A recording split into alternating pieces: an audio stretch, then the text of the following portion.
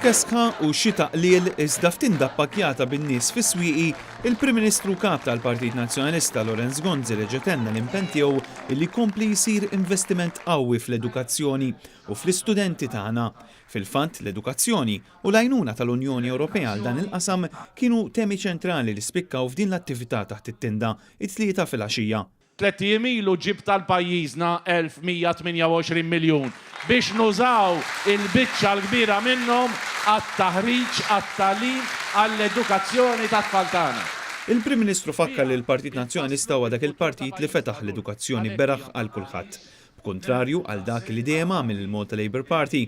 Dan fil-waqt li l-Partit Nazzjonalista qed jikkommetti ruħu li joffri aktar opportunitajiet għaż-żgħażagħ inkluż permezz ta' scholarships. Fl-istess attività fis-swieq diversi mistiedna nagħmlu l-interventi tagħhom.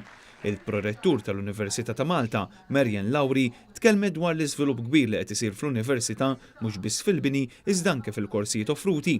Bħalissa hemm ukoll 64 proġett fl-Università li huma finanzjati mill-Unjoni Ewropea. Min-naħa l-oħra Senior Lecturer Simon Restol iffukat fuq l-Emkast u spjegat kif anke dan il-kulleġġ qed igawdi b'mod dirett mill-flus tal-Unjoni Ewropea. Michaela Dalli, illi taħdem bħala Learning Support Assistant, spjegat l-importanza li kwalunkwe gvern ikompli investi fl-edukazzjoni inklusiva. Fil-waqt illi Adrian Kalleja tkellem dwar l-opportunitajiet kbar li qed itih il-kulleġġ tal-Emkast li joffri tagħlim b'mod prattiku.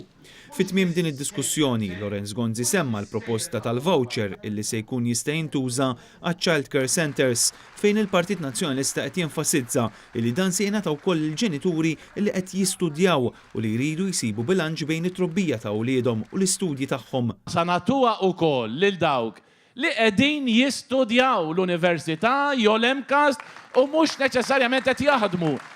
Jiġifieri, jew missier li mhux qed jaħdem imma qiegħed l-Università jew qiegħda l-Università santuhom il-voucher ukoll. Fuq kollox, il-Prim Ministru tenna li se jkompli insisti li l-aktar messaġġ importanti f'din il-kampanja elettorali huwa l-futur ta' wliedna sabiex huma verament jingħataw futur fis-sod. Fid-9 ta' Marzu il-mistoqsija għaliex tivvota lil Partit Nazzjonalista ekki għax il-Partit Nazzjonalista bl-iżbalji kollha tiegħu u bid-difetti kollha tiegħu jgħataw biex jipprova jagħti l-aħjar għal familji kollha tagħna, kollha kemm huma.